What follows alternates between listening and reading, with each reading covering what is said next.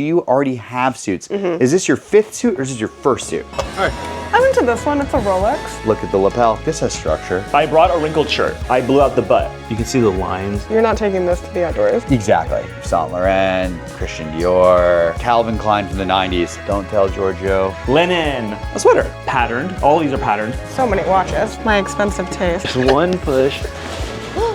Wait, do you know about this? Yes. Prodotto di qualità. I like this whole video series. My name is Julian. I own a Ebreo Vintage in Williamsburg, Brooklyn. The center of gravity was very tightly 90s Italian menswear when I first started, which was selling on the street. I had been thrifting wealthy New Yorker retiree clothing, people who moved to Florida at a very young age. And then my family on one side is from Puglia, Italy. So I was going to flea markets with my grandmother in Italy at a very young age as well. So I was kind of exposed to secondhand clothing sourcing very early, and I kind of understood that infrastructure. What are the most common brands that you buy over and over again? Yeah, I mean, I think obviously Armani, when I can find it, it's increasingly difficult. He was particularly compelling, in my opinion, in like a lot of the textile decisions. I'm a fan of both Zegna and Canali when it was older. Ferragamo as far as shoes go, Fratelli Rossetti, Bruno Magli before it was like a Nordstrom Rack brand. And then we just get shit I've never fucking heard of in my life. I mean, the thing is, too, the beauty of this store is I learned so fucking much from my customers. I do not pretend to be an expert, so don't come at me in the comment section. Do you feel, I guess if I can ask, what do you feel like you are an expert in? Like, what do you think your best skill set is in having Ebreo? I think what bums me out is the level of orthodoxy or rigidity that people come in assuming comes with the events or even just the day-to-day lifestyle. I get this all the time. Like, well, what do I wear with this? Yeah. And I'm kind of like, you're too close. Like, step back and like, just like what feels right to you. And I know people say that all day long, but it's like, I think helping people kind of come to understand their desire to invest in dressing and helping them understand their own wardrobe and then kind of like piecing things together, you know, like, so like, well, I just want something I can wake up in the morning. I'm like, all right, dude, well, why don't we get you like 4 pairs of pleated trousers or like one's not pleated, and you know, like, here's a good place I buy like really nice t-shirts from, like, you know, and same with suits. Like, I have guys come here sweating. I'm like, just hand me the fucking Zola. Like, you know what I mean? Like, let's see here. And then there's like insanity. It's like 1960s Palm Beach glam meets Lady Gaga. And you're like, This is the wedding dress code. yeah, or like the wedding dress code, or like they're going to a gala. We really, really just try to help people understand like where the intersection of clothing and their life can be. I don't know. I think we're good at that. I think we're good at helping people with that. So generally, I don't obviously want you to give up the goods, but Sure. Generally you buy in Italy. Yeah. You go on buying trips. How does that work? Yeah, well, I mean, the clothing ecosystem in America and Italy is very different for starters. I think you have to kind of root yourself in that. When you just talk about baseline existence of clothing, if you look at what was being worn by people in the 80s, 90s, and early 2000s in Italy, even the middle class was wearing a higher level of quality. I think it speaks more to a ceiling than a floor. But I kind of feel like in that era, it speaks a little bit more of just like a middle area. I think, you know, so there's just like per capita, a lot higher quality of these sorts of things. And it's an aging population. So a lot of people are giving away their clothes. People ask me, you know, how do I find stuff? I'm like, dude, like, you don't need to do what I do. Like, just go to a flea market in Italy. Like, pick a good one and try some stuff on. Like, go to Umana, or, you know, which is like a vintage shop. Like, where I go are large warehouses in a collection of a few cities that deal with wholesale, and they want to hit certain minimums. So it's like, there's no point in me telling you the names of these places, because it's like, unless you're going to spend like 10,000 euro, it's like, They're not interested. they're just not interested. Like, and the other thing about these places is like, it's always funny. People are always like, oh, did you get all this Armani in Italy? I'm like, no, like, there's no money in Italy. Like, you know, and so it's funny. In Italy, I buy more, I find, like, really compelling garments. but not necessarily as many designer garments as I do in the United States. And where do you, same thing in the US, you're going to warehouses? No, actually, the struggle with suiting, which I have to kind of, this is why it's always tough for me, is that like people will try to buy just the jacket or just the pants of the suit. And I'm like, it is 47 times harder to find them together. The secondary market of clothing in the United States is done at such volume and such pace that the pants and jacket are often separated. So in America, no, it's a lot of thrift stores, and it's a lot of like asking people if there's more stuff, because there often is. And they'll always be like, we don't have anything in the back. Never haven't found something in the back.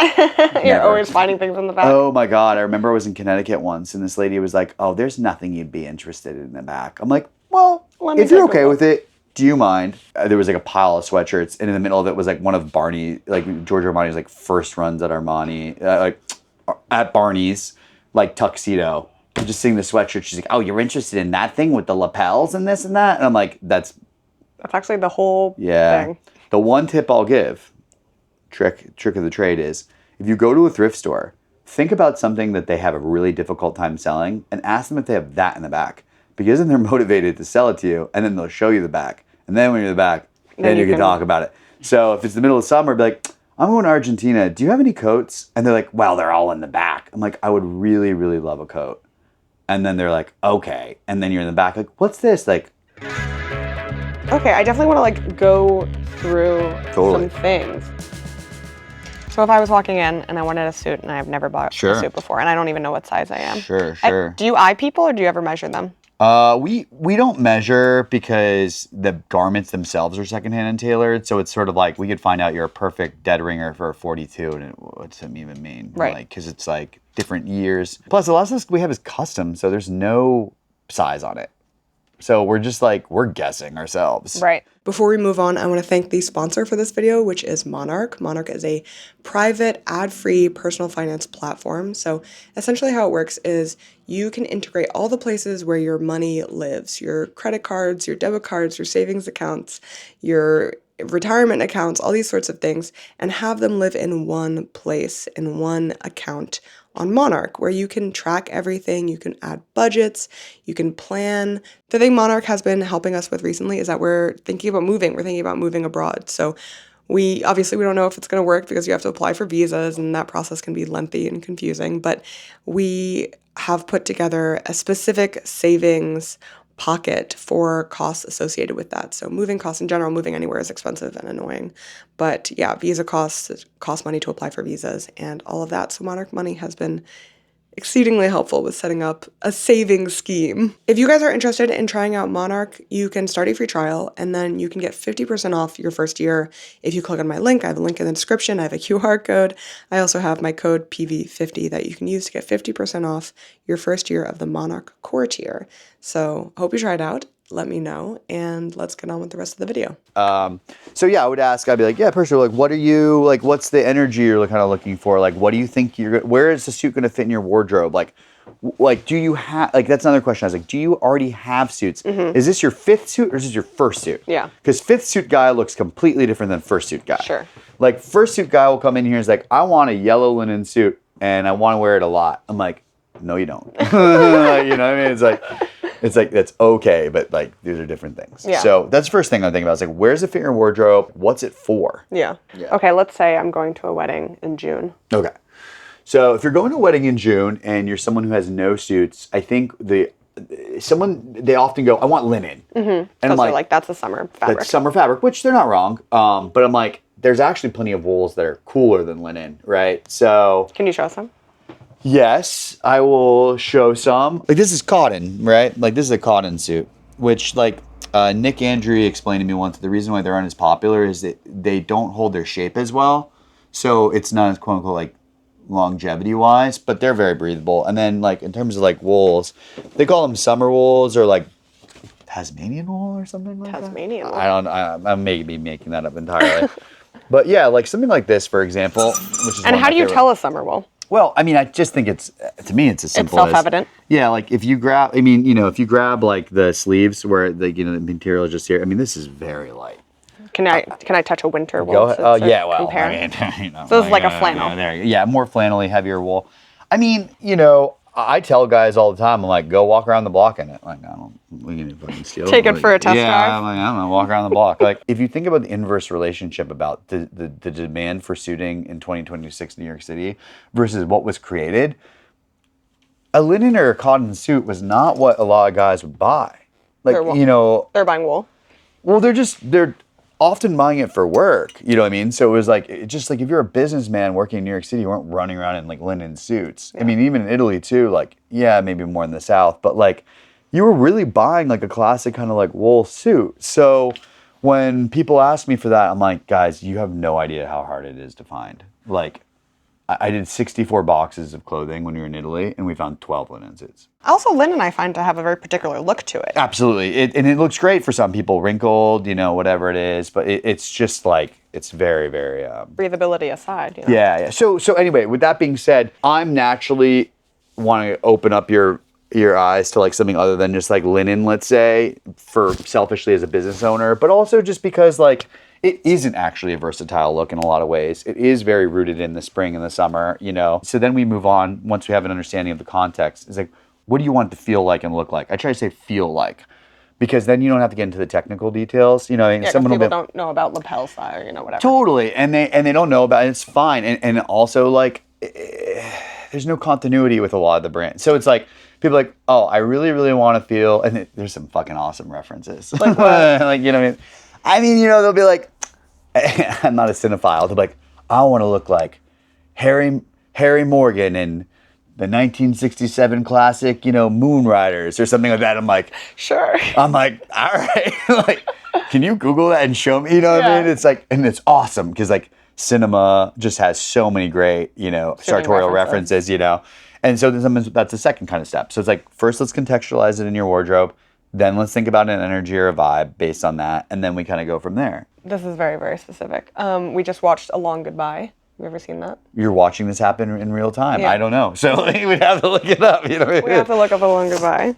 Elliot Gould. Young Elliot Gould. So it's like a noir. It's like a 70s noir. Okay, so... and he's like on the beach wearing his suits. Okay, so to me, when people reference 70s stuff, I think it's fucking awesome. There's two call-outs with 70s stuff. Yeah. One, it's oftentimes the sizing. It fits really slim. And the problem with a lot of 70s stuff is, I don't know if they were just like impressed with the technology of synthetics at the time, but it's so synthetic. Yeah. So it's like, guys will come in here like, I really want a 70s suit. And what they're really trying to tell me is that they saw 3 pictures of a husband's Paris photo shoot and they want a 70s suit. So I'm always like, I always pull up husbands, but the moment someone says they want 70s, I'm like, do you want it to look like this? Yeah. And they're like, yes. I mean, who doesn't want husbands? This is an example of like a 70s suit. But again, like, and I don't do this a lot in the store, but the desire of 70s stuff is so high. But like, look, you see, prodotto di qualità, and then it's like half Lana Virgin Territol, which was like kind of like the proprietary kind of crazy name for polyester. So it's like, again, like I really, really try not to put these in the store. This is fun though. But it's fun. It's like, fun. It's fun. And like, so here's another 2 that I bought from the niece of a very, very elegant, very, very wealthy gay man in New York City from like the 70s and 80s. Pattern. So like, this is 70s as shit. Look at the lapel, but then look how heavy it is. Yeah. I don't know if they didn't sweat in the 70s or what, but like, I mean, this is a custom piece, custom tailored. Dimitri of Italy, Rome, New York. Cool. The rest of his stuff was of such high quality, and I just kind of felt and saw this. But like, so I don't know who Dimitri of New York is, but I mean, they're obviously gorgeous garments. So these are 2 custom pieces from the 70s. And of course, there's your big leg. Oh, yeah. There's the flare in the leg. But what if it's also just like, oh, I want to wear a suit that I would wear to the beach? Yeah, totally. Well, the thing about like that is you could do like, let's see here. I wonder if, here it is. So I have something like this. This is like, again, 70s, probably Womo Lebele. Again, talking to you guys about that little like, kind of middle class, like just like Lebele is not like seen as like a very high end designer. You know what I mean? But like, it's got a sort of like relaxed. It's not totally. Yeah, and so the funny thing is about these is from this era, I think they put a little rayon in their linen, which I don't mind rayon as much as other things, but also it's great for drape for this year. But I actually just got something. Let me see. It's in the so like linen rayon's good, silks are good. I have some silk stuff I could show you guys in a second. But like I just got. Here we go. Hold on. Oh, please don't rip. Okay, here we go. But this is Oxxford Clothes, that Chicago-based tailor. Someone told me that they actually secretly make a lot of stuff for Paul Stewart or something other. I don't know. But anyway, so this is silk, half lined. Yeah. Like so, this is really. And speaking again of that, like, hey, I want like this is wool, right? But like it's really breathable. Like, look, it's half lined again. Same. Yeah. Same guy. You say a 12-month suit? Yeah, I'd say with a coat, it's a 12-month suit. But yeah, so it's like either of these are examples of things that kind of would work for, you know, a more, this is less versatile given the color. But like this is something you get away with wearing like a lot, you know what I mean? Like multiple seasons, pretty subdued color, you know what I mean? Like what do they call this? Prince of Wales or something? To it. So yeah, right, like the thing is like, you know, there are people who are trying a suit like this and they'll come in and based on what they want and their look, they're very happy with how strong the shoulder is on them. Like, yeah. I don't have an opinion, like, right? Like, I just want to help you navigate your thoughts. Yeah, actually, like, if you really think about the ends of the bicep and the end of the shoulder, like, it's pretty flat. Like, it's a little big, but it's not crazy. People also talk about structure in the shoulder. Like, this has structure, you know what I mean? Like, and that's a little bit of the era. Like people come in and they want a completely unstructured garment. And I'm like, that's cool. Like I get it. It's just, they're not that easy to find. I don't know if it was durability or just the style. There's just not that many of them. So yeah, this looks kind of cool. There's a world where this would look really cool on you. A lot of times I tell people this one. Yeah, I think the thing is too is it's like, right, like sometimes when the pants are on it feels like shit because the silhouette's not right, you know what I mean? Like the pants. No, I mean jackets like, I don't have problems with. It's the pants that yeah, totally. I don't know, did we look at 40s last time we were here together? Like I'm not sure. This is crazy. This is just kind of a psycho piece. Oh my god. It was really funny because it's like it's so specific. Someone came in once, it was like the first day I had it, they like made me an offer that was like pretty low. I was like, and now it's been here forever. But it was just like obviously. It's crazy. Yeah, I love and it. also, yeah, I think no, a little I'm discoloration, I have to get out of there. But like it's yeah, I see that. It's funny. Like, see, that's the kind of thing is like if someone came in at this stage, I've had it so long because it's so specific. If someone really liked it, I'm like, I don't know, give me a fair price. But like a really cool person would wear yeah, I'm like, you know. Someone who has a point of view. It's a little big. Yeah, it's pretty hardcore. This, oh yeah, now I can see it. It's yeah, it's funny.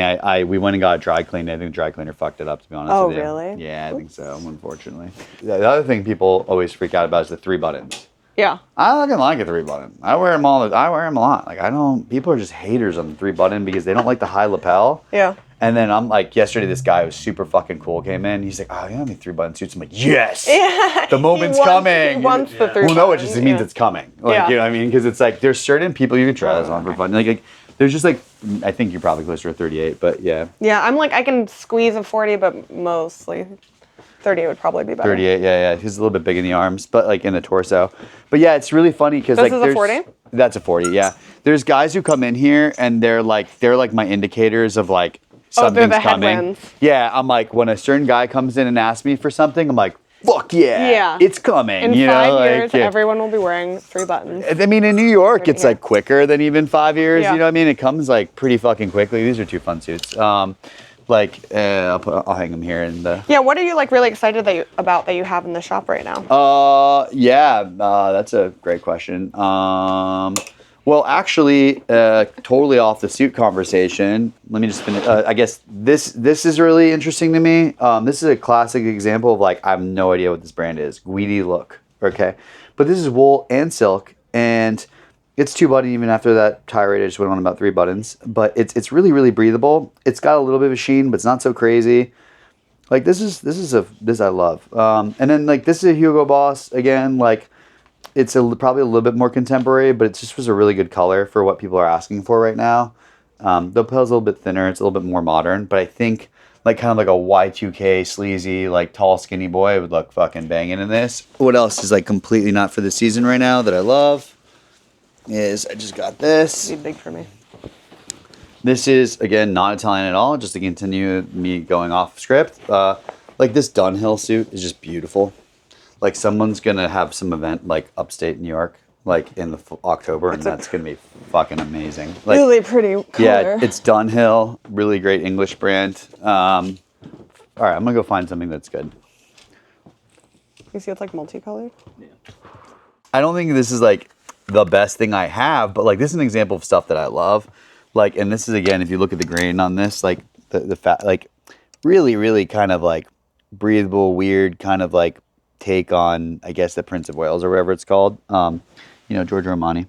Mm-hmm. So stuff like this to me is like. This is just the jacket? This is his jacket because, and I learned that this is for Barney's, that's funny too. When I was in Italy, my father's best friend is a master tailor.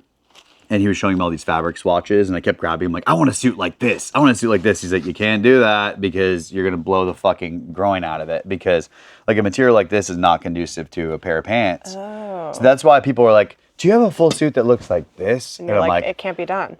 Yeah, I mean, like, I don't know, maybe he just knew my thighs were bigger, and he's kind of like, it can't be done for you. You know what I mean? Like, he's like, it can be done, but not for you. This is really cool. So I got these. Remember the guy with the 70s shirts? Yeah. So again, like menswear guys, don't come at me for this, but Turnbull Asser is an English brand, and I've never seen a tag that old. And given that there's handwritten numbers there, something tells me that it was like a custom piece. It was made custom for this guy. I bought 153 shirts from this one lady's niece, or this one guy's niece. And these were a few of them. These Turnbull Assers I have one hung up. I've never seen a tag that old. The collar is amazing, and it looks hand cut because they look uneven almost. Oh, that's interesting. Yeah, it's just really, really striking and cool to me. What else do I like? I love my Purple Label stuff, that green kind of short coat suity thing. I finally gave up on it. Sea foam. Yes, it was mine, and I it was yours. I did eventually give up on it, alas. World Cup time. Everyone always asks me about my jerseys. They're not for sale. Really? You're just showing them all? Sorry, fam. Even the t-shirts? The t-shirts are just kind of like us sticking around. I don't even know what they are really most of the time. This is another example of something. See, this I wish I had for me. Okay. So see how the shoulders are kind of already falling? So this is slightly unstructured. So this is Emporio Armani. You see this label when it's gray like this? This was a great era of Emporio Armani. Okay. Emporio Armani today is very like sleek and very like techy, and I don't really care for it personally. But this era of Emporio Armani was fucking amazing. And I bought this from a Japanese gentleman who used to do R&D still does, for Adidas. Oh, cool. So he's traveled the world, has a crazy kind of like collection of stuff, and he brought us this. Again, like just really interesting kind of textiles. Really knit. Yeah. So, it kind of moves with you a little bit better. Do you have recommendations for brands that are not Armani, like things that not the whole world is looking for? Totally. Things that are a little bit under. Yeah, under the price point and a little bit more accessible. Yeah. The truth of the matter is you can find that silhouette with so many different brands. So many brands changed over time. I think Joseph Abboud suiting is a great one. I think certain windows of time for Perry Ellis, you see that. I think if you're not buying it in person, you want to look online, the photos, like what's happening with the hanger. See, that's the thing is it's like, what's happening with the hanger? Is it falling off the hanger? If you want something unstructured, that's a great sign. You know what I mean? Like there's like context clues you have to kind of consider. Like right now, like I can just see that suit's more structured. Just by the way, it's like, that's Gianfranco Ferre also, who is a little bit more structured in a lot of ways anyway. But like you can just see it. So in the shoulder. Yeah, so I think there's just a lot of like no-name brands I've never heard of in my entire life. Like, and it's funny because they always have these like fake Italian names, and they're always like made in Canada if you're buying them from the 90s. It's like always like Carlo Palazzi or like Gianfranco Umberti, and they're like made up. So I think it's less about looking up specific brands, and it's more about looking at how things hang on photos and thinking about what are the context clues. Like, okay, I know an Armani suit usually is symmetrical in the sense that the pants are going to be wider, and so the jacket. So you can't really tell from the measurements. Well, look at the leg, look at the thigh. Is there a lot of room in the thigh? That may be what you're looking for. Look at the fabric composition. Is it mostly wool with a little bit like trace rayon, trace poly?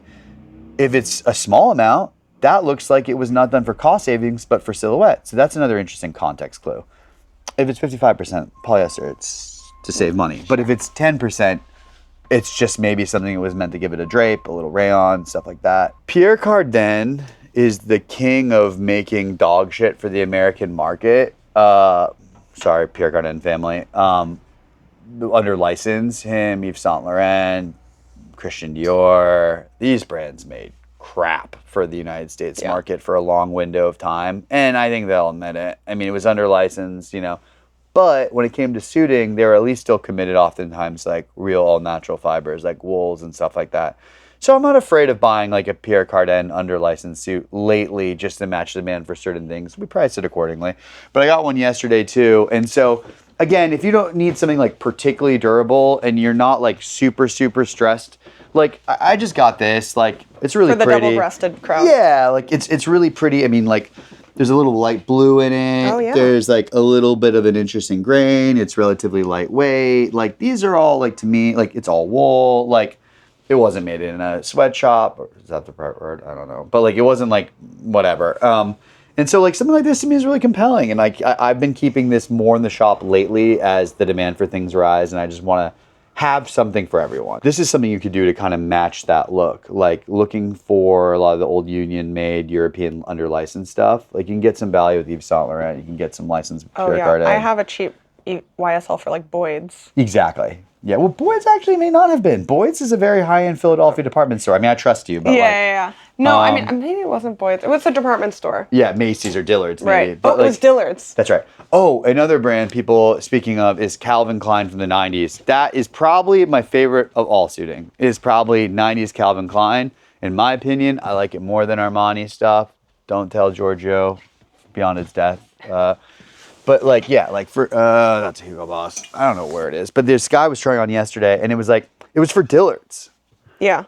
Yeah, mine is like, it's like this black pinstripe. Yeah, it was YSL for Dillard's. Yeah, exactly. YSL for Dillard's is very common. That you run into a lot. Yeah. Like here's another crazy thing I found. Like this, like, but again, you see how it's falling off the shoulder pad here? And see how it's rippling here and getting these dimples here? That's kind of very soft. This dimple here you get here is like something that is a telltale sign. And it's funny, it's Stefano Ricci, but it's made in Romania. Oh. I was drawn to it before I saw the Stefano Ricci. And again, like this is something I think more recently I've been buying to try to like meet, people want like warmer earth tones, you know what I mean? So it's like something like this is like, it's probably of higher quality than you would be able to purchase. It's probably of similar quality to like your Todd Snyder's and your, point being is like, in this window of time, there was a baseline for production that I think was just like higher than, so like, this is like a middle of the line suit that I feel good standing behind. The one thing you want to watch out though is some suits in some areas, especially cheaper ones, they do fusing instead of canvassing. Oh. So. And how do you tell? So there's ways you could probably tell, but I think for someone who's not going to wear a suit constantly, and this is like a 6 or 7 times you're going to wear this, is like, you just want to make sure there's not bubbling. It's something that surprises me people don't notice or care about, and it drives me fucking nuts, and it also means bad road ahead. Obviously, there's none on this. I will literally almost gift you the suit if you ever find it on mine. But what happened is it's because it's using adhesive, and it often happens around the buttons because that's where a lot of pulling is happening, and you'll notice there's just like bubbles. And that happens a lot of cheap suits. That happens a lot of cheap suits. Yeah, so beware. But yeah, like something like that to me is like, again, like it's giving you an Armani look, or not even, let's not even call it Armani. It's just giving you kind of like a more lived in, relaxed, like volume suit. And yeah, so if you're going to be doing stuff online, like you just got to realize too, is that like how you want it to fit will kind of fluctuate with what you were measured at. Also, all of you have your pant size wrong. All of you. You're all wrong. Unless you come in with a measuring tape around your fucking neck, or you're Nick Andre, or one of the guys from Alfargo's Marketplace, you don't know your pant size. It's like, so stop trying to buy things online because you don't know. How do they figure out their right pant size? They're all wrong, man. Like, I don't know what it is. Like, the joke in the store is it's like, I almost want to keep a running tally. It's like how wrong people are. Yeah, well, we hover about 80% of people are wrong. 80 and they're 90. usually over or under? Under. They're like, I'm a size 34. I'm like, not a chance in hell. Come with me. I'll show you the 36s. And it's like literally like. Is that a difference? Yeah, is that a difference in like vintage and vanity sizing? I think, or is it on like how high they're wearing? I think it's more that. So out of respect, they're probably not wrong. They're just like measuring a different place. But it's just like as it relates to our pants. But like a guy came in, he's like, I'm a 34. I'm like, brother, if you're a 34, I'll give you a pair of pants for free. I'm like, take your Levi's off. And he literally like changed and it was like a 37. Yeah. He said he was convinced he was a 34. And we like measured it and I like pointed, I go, 37. Like, you know, it's like. Absolutely not. Yeah. You know, whatever. It's fine as long as you find something that fits and looks good. You're happy. Yeah, but no, just for the sake of like people who are like buying online and shit. I'm like, you don't. Right, you're gonna know your size. You're gonna run into some problems. See, the thing about sizing is just really, really try to think about how things are laying in photos. Really try to figure out your own sizing as it relates to what that era of a silhouette was laying where, and just thinking about how fabric composition changes the way things lie on you. Yeah, or you can come in person. Or you can come in person. Yeah, I would love to have you. I would love to have you. I want to try on a suit and then we can talk about cool. Tailoring. Yeah, cool. So like I think like it could be fun to try the one we literally pulled. Yeah. I do like a gray flannel. Ooh, look at this. This is fun. There's some really crazy ones over here. Let's see here. Whoa. You're gonna try out? Yeah. Oh, this Emporio Armani is nuts. It's so fun. This is an example of a piece that I just like. Right, like this is a custom piece from Italy, probably in the 60s or so, double-breasted. But like it's all like, oftentimes you have to check the pockets to see if there's any information. Sometimes you'll see the tailor's name on the inside, but like when you can, the dead ringer for it is the pants, because when you look at the pants in the inside, it's like it's all handwork. Oh, and then you see this little buttonhole. It's like it's just. I mean, this could not have been mimicked as mass produced if you tried. Yeah, it I would mean, be you just crazy see if these they did. details. I mean, it's crazy. You know what I mean? And usually they have a button fly. But this is an amazing suit. And then this is something that like sometimes will honestly have more of the hips because it was maybe like a kind of this is short. Yes, because it's probably first a portly, you know. And this is the example of stuff that have been kind of sourcing a little bit more recently. I would try that on. Like this is like so I found this in the middle of I think it was in Trenton. And then I didn't realize after until it was like Barney's, the Madison shop. It was like a really old piece from Barney's, and it's like a 6-button double-breasted, kind of like a mustard. Yeah. Also, like when you're buying in person, you see this. This is pressed wrong. Yeah. So it's like, don't get it twisted. Like it may be what you want. It's just pressed wrong, you know. And I have to get to that later. But like, you know, so there's stuff like that where don't be afraid of things if they're just like slightly pressed wrong, you know. All right, I pulled enough. Yeah. You gonna try some stuff? Yeah. Yeah. Right. Okay, now you have to introduce yourself. Hello, I'm Julian. Also Sabine from Ebreo Vintage. How long have you been working here? I've been working here just shy of 2 years. Were you the first employee? Correct. Perfect. Okay, so I really like this tuxedo. I have been thinking about a tuxedo. My question is, the pants are really big. I've clipped them in the back. Okay, can we see? Yes. How clipped? Okay, so. Do you think that's workable? Do you think I could take that to a tailor and they'd make it work, or it's too big? Yes. So a couple of things just about how much you can tailor something, and again, I'm no expert. For me, the fact that there's just one pocket, there's no risk of the pockets being too close together, so that's a good sign. Second of all, it looks like it could have already been let out, so you could probably just bring it back into its, original or closer to its original size. But yeah, Julian and People I... are coming in. Please come in. Hey, guys. Sorry. Come on in. Sorry about the mess. Okay, so you think it's possible? So yeah, Julian and I always say too, like, if this is for your special day, your wedding, it's totally worth spending the extra money to get it tailored. You can always tailor. You can always do whatever you want, even if it's about like rebuilding the rise or, even the inseam, the leg, the thigh, everything. It's worth it if you want, a vintage suit, a vintage tux. What about the jacket? Like, are there things that you would really not recommend though? We never recommend tailoring the shoulders or removing a pad or, toying with the pad for a couple of reasons. The first one that comes to my mind is just like, there's a reason why it's there. design choice-wise, you know. But also that's just like a really surgical it's a tough tailoring change to job. So we never, you know, that's why we organize everything by chest size. As long as you get this right, everything else is easily done. What about the length of the jacket? Because I've heard that's a little iffy. Yeah. Well, actually, something I learned from Nick Andre a couple years ago is the expression "a rule of thumb" comes from suiting, and it's when your arms are relaxed inside of your body, the edge of the jacket should really hit around the tip of your thumb or your fingertips. So traditionally, this is a little long for you. I think you can pull it off if maybe you have the sleeves taken up. Yeah. For me, the sleeves being too long is really what shows if something's too big.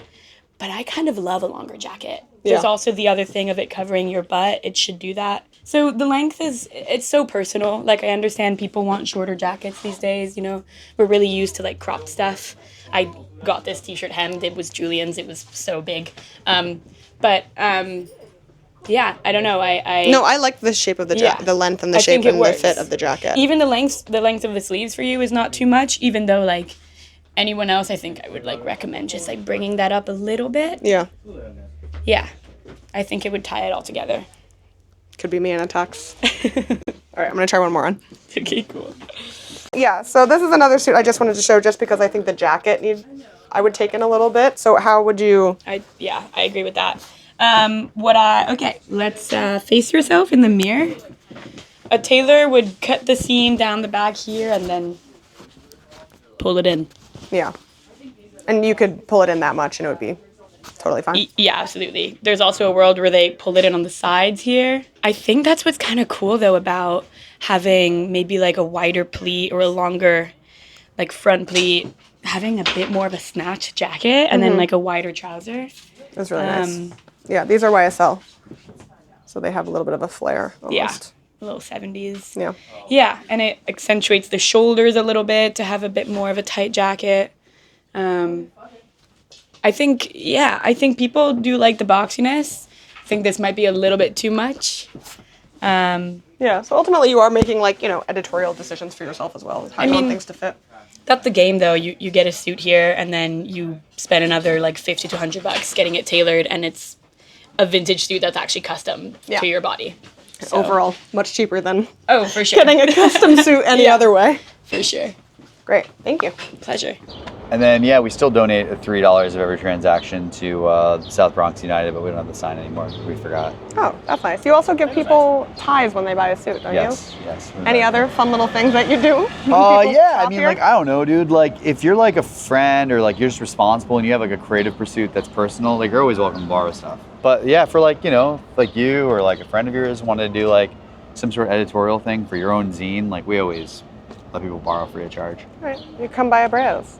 Nice. Thank you so much. Oh, yeah, dude. We love having you. We love having you guys. There's a man behind the camera as well, and we love having him, so.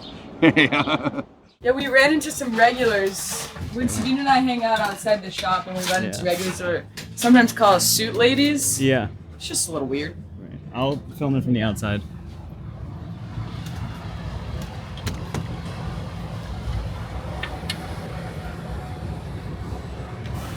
Perfect. Wait, I gotta see it. Really good. Grazie.